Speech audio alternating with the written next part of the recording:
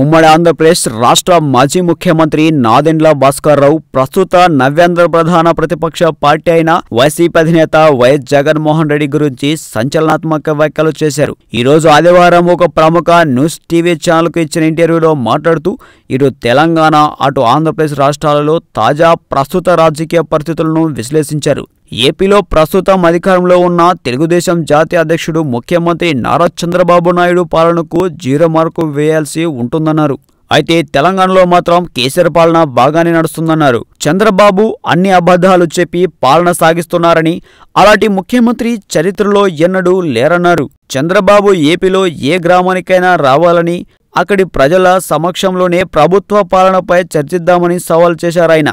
చంద్రబాబుకు ఓటుకు note case సుప్రీంకోర్టుకు చేయడంతో ఇబ్బందేనన్నారు. చంద్రబాబు ఎప్పటికైనా ఆ కేసులో దోషికాక తప్పదన్నారు. ఏపీలో మాత్రం జగన్ పార్టీకి మంచి షేప్ వచ్చిందన్నారు. తాను ఇటీవల తెనాలి అటు వెళ్లానని జగన్పై జనంలో మోజు ఉందన్నారు.